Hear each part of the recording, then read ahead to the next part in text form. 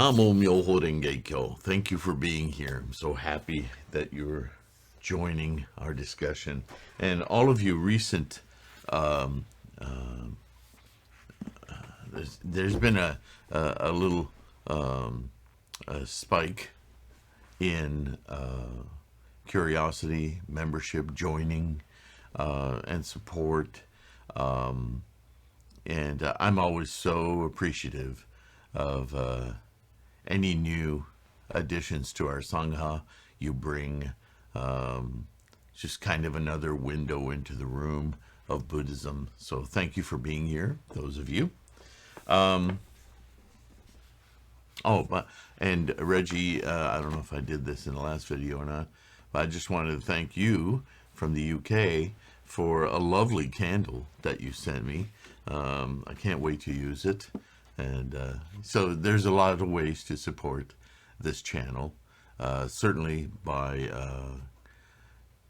I hate this dialogue. I need to figure out like an acronym or something for clicking the like button, subscribing, you know, all of that stuff. But also those of you who go on Patreon or just through links on the website, threefoldlotus.com, and contribute through PayPal or as patrons. Any way you find to support this channel is so greatly appreciated, because it does cost money. And you know, my time is for us, for the Sangha. So I'm not charging you for my time. But any kind of help I can get to keep this equipment going, to keep the website alive, you all know how the costs add up on this stuff. So thank you so much for anything you can do in that regard. And as I always say, your participation, watching these videos, downloading the podcast at the Buddhahood podcast, great support. I'm not monetized on YouTube or any of these platforms, other than, you know, if you become a patron on Patreon or subscribe on Cocoscope. So yeah, I love the comments when you can make them. They're very useful. But again, all of that isn't about getting big click-through rates or any of those algorithms on. I'm not monetized. I wish I were, because that would help. But yeah, I guess I don't fit into that algorithm yet. If I ever will, I don't know. All right, so a couple of videos ago, I did a discussion on the letter of petition from Yorimoto. Yorimoto, as you may recall, is part of Shijo Kingo's name, official name. So this is a bit of a follow-up on that letter, because that letter was really the petition itself, with some information around it, put together by Yorimoto, and with Nichiren's comments, so on and so forth. This is actually a separate letter that he sent along with that petition to discuss what was going on with Yorimoto and Shijo Kingo. And I thought, I don't do this very often, but there's some good information here to understand that situation a little better in the background of this letter. So before I get into this Gosho, I'm going to read the background of it so that we can share some information on this. This letter was written from Minobu when Nichiren was 56 years old. He sent it to Shijo Kingo in Karamakura. One thing that I don't always mention is that Shijo Kingo was well versed both in medicine and in the martial arts. So those two things, especially the medicine part, were very valuable to Lord Emma. So one of the reasons Shijo Kingo held kind of a special post as a retainer samurai of Lord Emma. You know the story of the debate and how other people were jealous and accusing Kingo of having disrupted a debate, which he didn't, and it was Sami Bo who actually did the debate, all trying to sever Lord Emma's relationship with Shijo Kingo. As it happens, um, you know, Nichiren Shonin wrote the present letter in reply to encourage Kingo, and also sent him a petition addressed to Lord Emma, in which he defended Kingo and praised the resolute mindful service that he had rendered his lord. So this petition was entitled, and we know, not long after these letters were exchanged, Lord Emma fell ill. So remember, Lord Emma gave Shijo Kingo the orders to sign and or make an oath to drop this Nichiren nonsense and come back into the fold of the Nembutsu, true word, blah blah blah, the ongoing politically correct religion, right, or at least school of Buddhism. We don't need. Buddhism, as you know, isn't strictly a religion. So although some offshoots become so, Buddhism by itself is not a religion. So eventually, Lord Emma had no choice but to ask Kingo for help, because he was sick and there wasn't anyone around who was going to help him, and he kept getting worse. And Shijo Kingo, with his knowledge of medicine, was the one person in Lord Emma's entourage he could trust to help him become healthy again. So he recovered under Kingo's treatment, and thereafter placed renewed trust in him. Later, Shijo Kingo received from him an estate 3 times larger than the one he'd already held. So obviously, the petition, whether it was delivered or not, wasn't as influential to Lord Emma as saving his butt from illness. And so he put his faith again in Shijo Kingo and just, got rid of all this other animosity. The interesting point here, and it's called out in the background, is about our attitude as people, but certainly as practitioners of the Lotus Sutra. And I wanted to make sure this wasn't missed, which is probably why I felt like reading the background would be a good point of order in bringing this up. I recently also put out a video about confrontations. Just confrontations in general, but certainly as specific to our practice in Buddhism. Confrontations in Buddhism, and even more specifically, confrontations in Nichiren school Lotus Sutra practice. And one word I kept hammering on is dignity. And dignity has, all of us are going to hear that word slightly differently. And through application, dignity can mean your self-thoughts, how you view yourself in the world. Dignity can mean relationships and how we maintain some equilibrium. Certainly, all of these things can fall under the umbrella of confrontations, either personal or in relationships or societal, right? Anyway, the Nichiren we'll be talking about, and we'll get into it, this idea that no matter what your status in life, whatever your status, your life condition, if you will, whether you're educated, not so educated, whether you're rich or poor, or favored or not favored, or in the case of confrontations, faced with a dilemma of somebody who challenges your very existence in some way.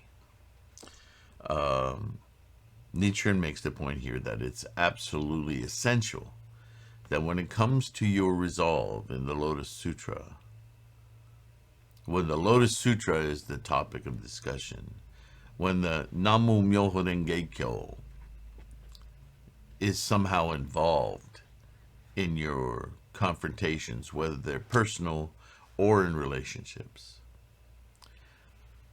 it is essential that we maintain dignity, that we maintain our resolve, and that we remain dignified about it. That's not always easy to do. So I'm curious how this letter will play out. So let's just get into it here. It's called A Warning Against Begrudging One's Fief. Fief being, a servant or a somebody who is under your auspices. And, in this whole drama with Lord Emma was looking to take away some of Shijo Kingo's employees, if you will. Okay? Your letter, dated the 25th of last month, arrived at the hour of the cock, 5 to 7 p.m. on the 27th of the same month. On reading the official letter ordering you to submit a written oath renouncing your resolute mind in the Lotus Sutra and your pledge not to write such an oath, I felt that it was rare and as fragrant as seeing the Adambara plant in bloom and smelling the budding red sandalwood. So, if you're not familiar with the Adambara plant, you can look it up on Wikipedia, Google. There are different...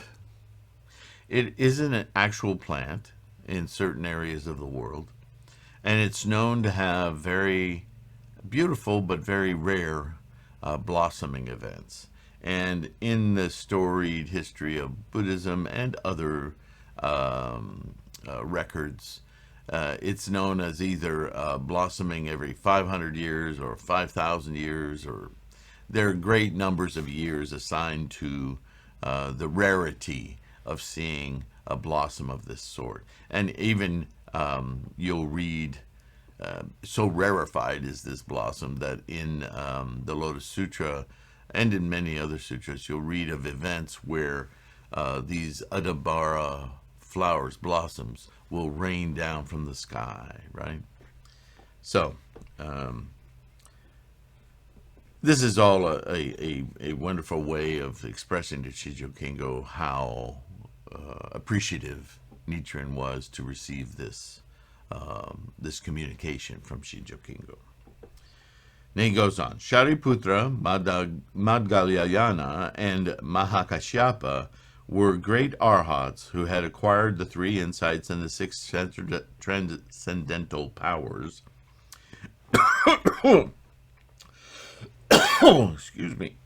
Choke on my own saliva. Moreover, they were bodhisattva who, because of the Lotus Sutra, had attained the first stage of development and the first stage of security, that is, the realization of the non-birth and non-extinction of all phenomena. All things are impermanent, all things are in constant flux, so on and so forth. That's a whole topic of study and research for you right there. Yet even they deemed themselves unable to endure the great persecutions that would attend the propagation of the Lotus Sutra in the Saha world in the latter day of the law, and declined to accept the task. How, then, is it possible for ordinary people in the latter age, who have not yet eradicated the 3 categories of illusion, to become votaries of this sutra? Notice that very casually there, Nichiren assigns to you and I the task of being votaries of the Lotus Sutra. By the nature of our resolute mind in MyoHoRenGeKyo, we are votaries of the Lotus Sutra. So, as I read these letters, please take them personally, because that's the way they're meant. Nichiren's letters and his conduct in dignity for the practice of MyoHoRenGeKyo isn't about him, Nichiren. He makes that point over and over and over again. I'm just a simple man. I'm just a humble da-da-da. He finds his import, his significance, not as a human named Nichiren or Sechibo or whatever name you want to give him. His complete dignity, identity, and purpose are defined by MyoHoRenGeKyo. And spreading, reciting, copying, teaching, and embracing MyoHoRenGeKyo. The exact directives were given in the Lotus Sutra as, for lack of better translation, preachers of the law. Take preachers of the law as being votaries of the Lotus Sutra. Same meaning intended, but they're, translations. I've talked about that ad nauseum, so I don't want to repeat that whole thing. So Nichiren goes on, even though I myself have been able to withstand attacks of sticks, woods, or tiles and stones, vilification, and persecution by the authorities, how could people such as a lay believer who has wives and children and are ignorant of Buddhism possibly do the same? So again, he's saying, my resolve has withstood all of these attacks, all the way on to the government trying to behead me, exiling me, all of these things. And somehow I'm withstanding. But I'm withstanding because I have the protection of my resolve and dignity in the Lotus Sutra. That's implied, right? But he understands now, to ordinary people who don't have the commitment that I do as a leader, as a monk who is taking on the task of being a votary of the Lotus Sutra in a time when it's seen as not only revolutionary, but a threat to the stability of the government of the entire country, and a threat to individuals who think he's saying something other than what we all told the line. How could you be rebellious to a farmer, to a fief, to a samurai, to anyone of any class of people? How hard must it be to rise, to have this level of resolve, to where you uphold this dignity of the Lotus Sutra? See, that's my whole life, Nichiren is saying. And for others who have preoccupations, who have attachments like wives and children and oxen and land and blah, blah, blah, blah, blah, much more earthly bound than I am, how is it that you can raise this resolve, in other words, with strength against the possible threats levied on you? Must be much more difficult. Perhaps they would have done better never to have believed in it in the first place. If they were unable to carry out with their resolute mind to the end, and uphold it only for a short while, they will be mocked by others. So thinking, I felt pity for you. But during the repeated persecutions I suffered, and throughout my 2 sentences of exile, you have demonstrated your resolve. Though that has been wondrous enough, I have no words sufficient to praise you for having written a pledge to carry through with your resolute mind in the Lotus Sutra, in spite of your Lord's threats, and at the cost of your 2 fiefs. That's to Nichiren. He's giving him extreme praise for having that kind of courage. He's comparing himself as the votary of the Lotus Sutra, Shijo Kengo, with all you have at stake, with this threat from your boss, to stand up to him and tell him, no, I won't drop the Lotus Sutra. Now, I think there's an important distinction here, even though these are translations that I want to point out. Nichiren says, through your resolute mind in the Lotus Sutra. Now, in the letter that Shijo Kingo wrote to Nichiren, Lord Emma is asking him, Shijo Kingo, to drop his allegiance to Nichiren. He doesn't say anything about the Lotus Sutra. He says, Nichiren, stop following this troublesome monk. It's causing all sorts of problems. But Nichiren is clear on what Nichiren is. Nichiren isn't the man Nichiren. Nichiren is votary of the Lotus Sutra. And as you hear me constantly repeating, we don't practice Nichiren Buddhism. We practice Lotus Sutra Buddhism, because Buddhism is Shakyamuni's teaching. We use the scholarship of Nichiren, Bodhisattva superior practices.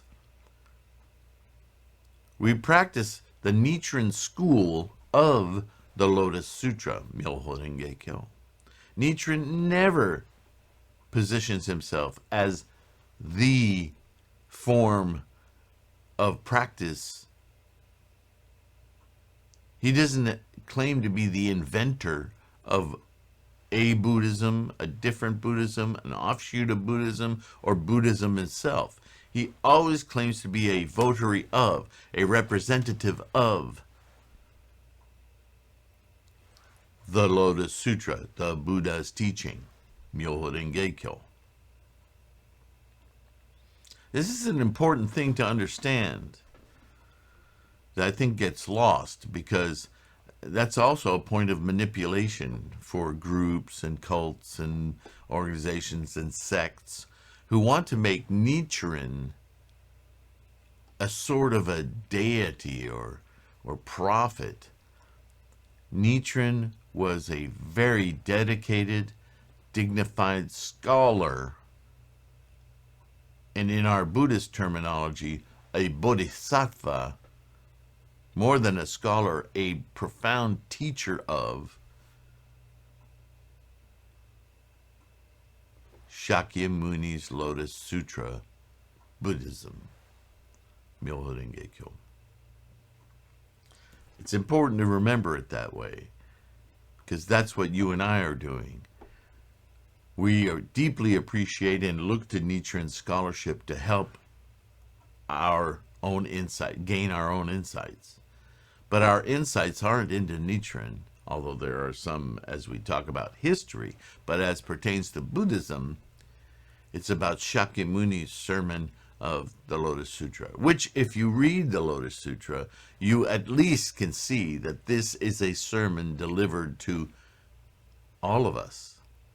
Because when you hear the masses that are gathered together to receive this sermon, these masses are very abstract constructions, mental constructions of all of those who appeared before his time, during his time, and certainly with the bodhisattvas of the earth, the future time, right? Of the earth means yet to come, yet to blossom, yet to, we're just germinating at the point of this sermon. And in the future, in the latter day of the law, now, we will blossom. From the earth will come these entities who will be responsible as dignified votaries of the Lotus Sutra, not of Nichiren. And that's who we are. We're those future people, the bodhisattvas of the earth, this Sangha that you and I are. Right? Okay, let's continue. Where are we time-wise? Oh, we're doing good. The Buddha wondered whether even bodhisattva like Universal Worthy and Manjushri could undertake the propagation of the Lotus Sutra in the latter age. Right? This is straight from the Lotus Sutra sermon. And he therefore entrusted the 5 characters of MyoHoRenGeKyo to superior practices and the other 3 leaders of the bodhisattvas who had sprung up from the earth, as numerous as the dust particles of 1,000 worlds. As numerous as the dust particles of 1,000 worlds. We can talk about worlds being either planet Earth or the solar system or the whole galaxy, so on and so forth. But I think if you just for a moment pictured the entire planet Earth crushed into dust, not sand, dust particles, and tried to imagine a number of dust particles, I don't think, however large or small that number, large that number, that we could fathom the amount of sentient beings that would represent.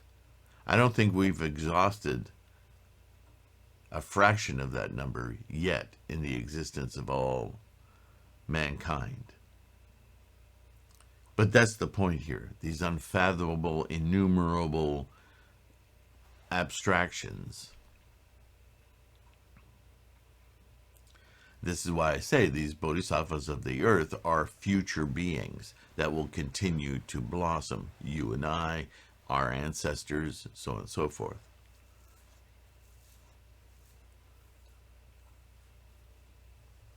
And we are the ones to whom this propagation has been entrusted.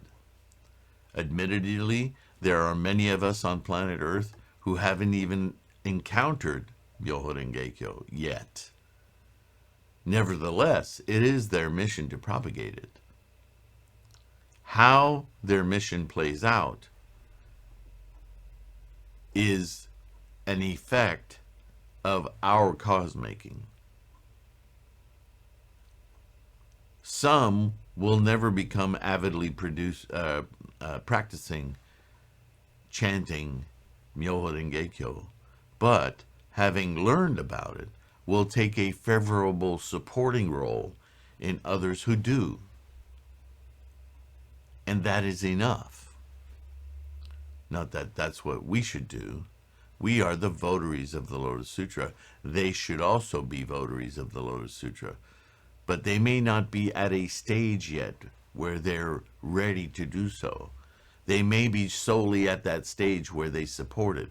So long as they don't slander it, work against it, then on balance, the human race will improve. The life conditions of the planet will improve through your practice and mine, and the influence that we have on others. This is how Buddhism works. This is how life works. Understand, that's what we're talking about here. And there's a lot. It only takes one evil, life unaffirming devil, powerful dictator, authoritarian madman who fights against life to upset a tremendous amount of, and influence very poorly, a tremendous amount of people.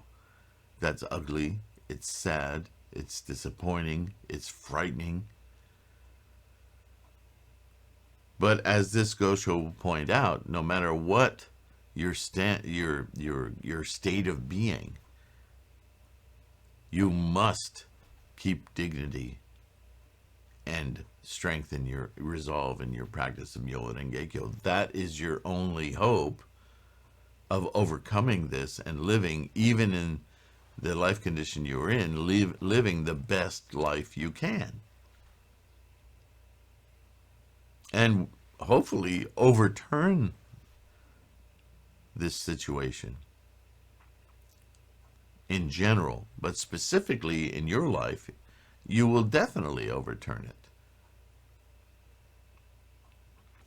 Now, pondering the meaning of this matter, I wonder if Bodhisattva superior practices has taken possession of your body in order to assist me along the way. Or could it be the design of Shakyamuni Buddha, the Lord of Teachings?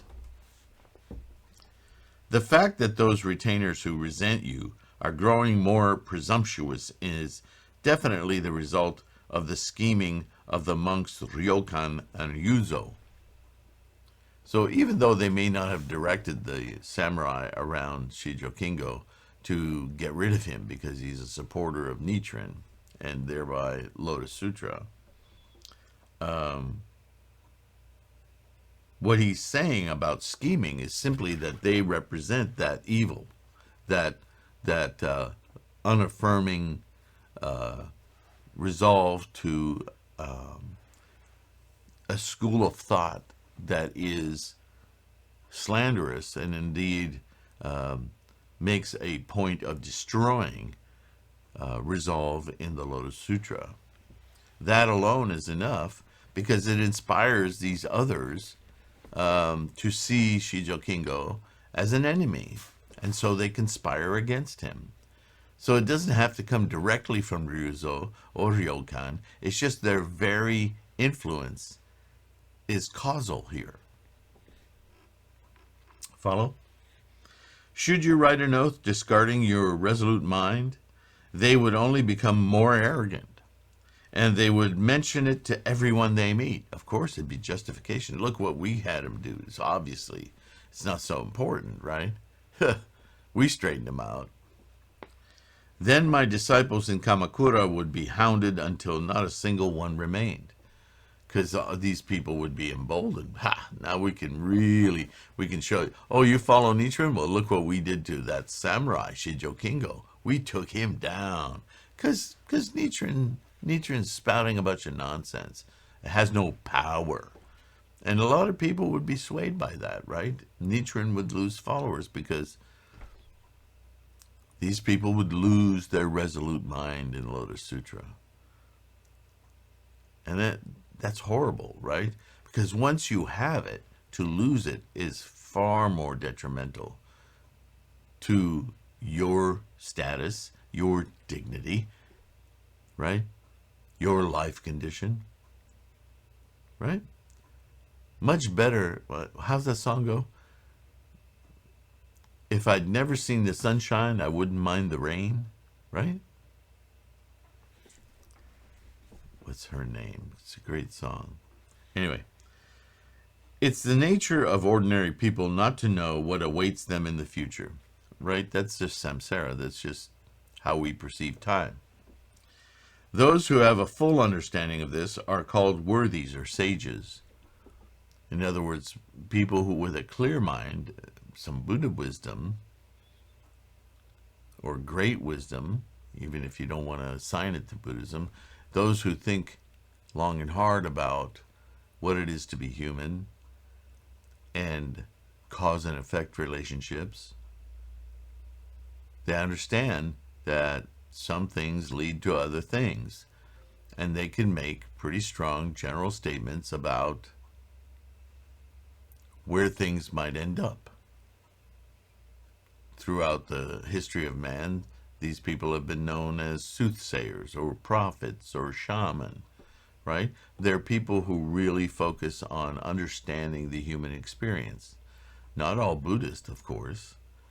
In Buddhism, we have a unique opportunity to have this tool where all of us can become our own shaman, our own prophets, our own soothsayers, because we can become wise in our Buddhaness, right? Passing over examples from the past, I will cite one from the present. The Lord of Masashi gave up both his domains and became a lay monk. I hear that ultimately he abandoned many estates, forsook his sons and daughters, as well as his wife, and secluded himself from the world. You have neither sons nor reliable brothers. You have only your two fiefs. This life is like a dream. One cannot be sure that one will live until tomorrow.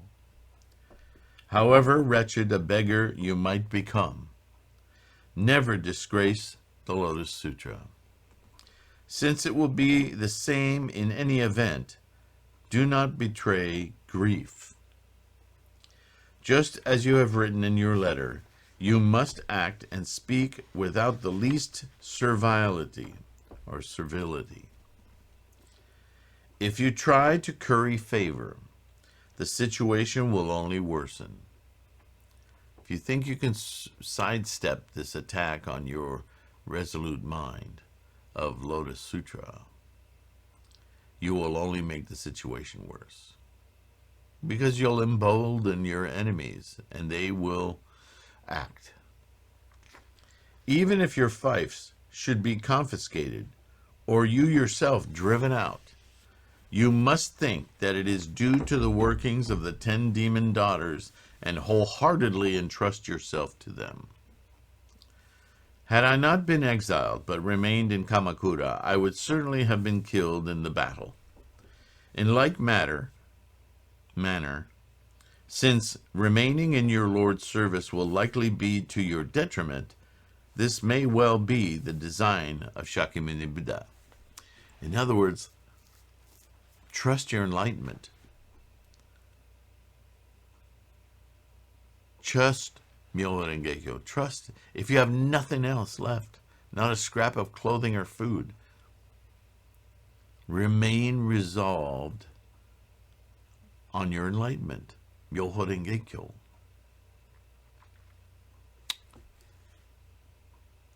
Because even if you suffer all of these horrible possibilities, including losing your life, we read about that constantly, your attitude should be, I don't want to lose my life. I don't want to be in this deplorable condition. So how do I get out of it? Chant MyoHoRenGeKyo. Because your life, your samsaric life, is not reality. Your Buddhaness, your Buddhahood, that's reality.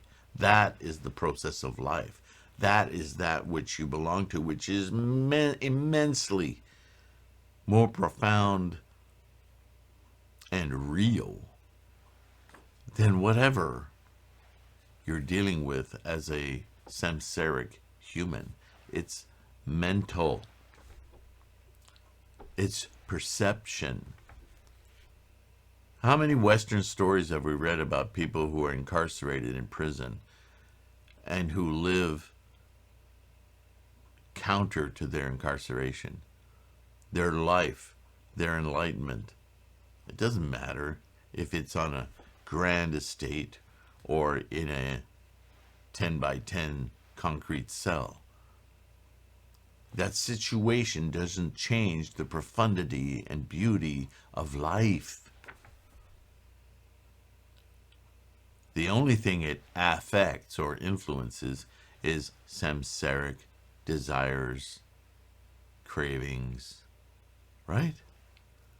So in a way, if you have to go through all of that in order to then come to your Buddha enlightenment, your awakening, then you can consider all of those sufferings as having helped you to finally focus deeply enough in your existence as a human to enliven, awaken, and experience your Buddhaness.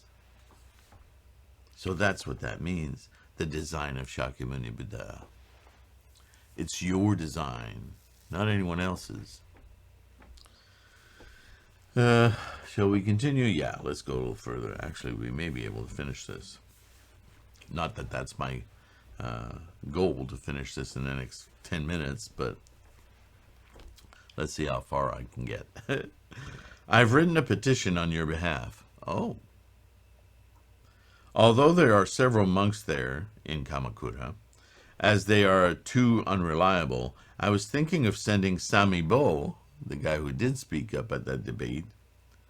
However, since he is still not recovered from his illness, he too has gotten ill, I am sending this other monk in his stead.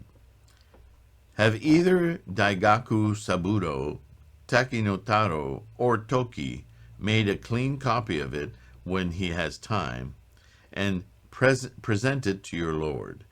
If you can do that, the matter will be resolved. You need not be in a great hurry. Rather, make preparations quietly with your lord's clan. As for the others, let them clamor against you far and wide. Then, if you submit the petition, it may spread throughout Kamakura, and perhaps even reach the regent himself. This would be misfortune changing into fortune. Right? Hendoku Yaku. I explained the teachings of the Lotus Sutra to you before. Matters of minor importance arise from good, but when it comes to a matter of great importance, great disaster without fail changes into great fortune. When people read this petition, their errors will surely come to light. You have only to speak briefly. Say rebukingly, quote, I will neither leave my lord's clan nor return my fief of my own accord. If my lord should confiscate it, I will regard it as an offering to the Lotus Sutra as a blessing. You must in no way behave in a servile fashion toward the magistrate. Tell him, quote, these fiefs were not bestowed upon me by my lord. They were awarded to me because I saved his life with the medicine of the Lotus Sutra when he was seriously ill. If he takes them from me, his illness will surely return. At that time, even if he should apologize to me, I will not accept it. Ooh. Having said so, take your leave in an abrupt manner. This is direct instruction from Nichiren. Because dignity. Avoid all gatherings. Maintain a strict guard at night, because you certainly are going to be the target, if not of your lord, of these others with designs against you, who have really stuck their neck out on this one, right? So they want to do something so bad, right? So be mindful of that. Be on good terms with the night watchmen and make use of them. You should always be in company with them. If you are not ousted this time, the chances are 9 to 1 that your fellow samurai will make an attempt on your life. No matter what, be sure not to die a shameful death. Nichiren. So what does he mean by that? Be sure not to die a shameful death.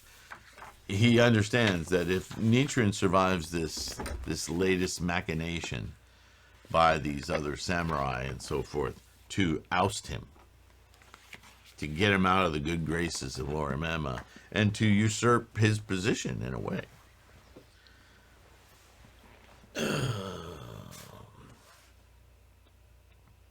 He is very much at risk right now, and they will be super pissed if they don't succeed. So when they come for you, plan on protecting yourself and your wife. Plan on an attack coming at any time, right? Be smart about this. And if and when it actually does happen, don't go blubbering into your death. Don't go, okay, I'm sorry, I won't follow Nichiren anymore, and I'll start chanting Amida Buddha. Don't retard yourself. Don't go backwards. Don't go in that last moment feeling like you can save yourself by letting go, because you won't, number one, and you'll defile any merit that you've gained from your resolve in MyoHoRenGeKyo. Don't do that. Remain stalwart and dignified to the very end. Because if that's what it takes ultimately for you to finally realize your Buddhaness, then that's a benefit. It may not look like it samsarically, but if that's what gets you to Buddha, then that's what gets you to Buddha. Because once that happens, there's no retrograde, there's no going back. You will forever be enlightened, right? Birth, death, birth, death, birth, death, birth, death. All right, so that's it for that one.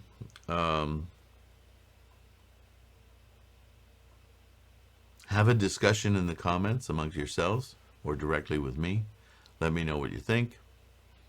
And again, with profound, or deep, I should say, grateful appreciation.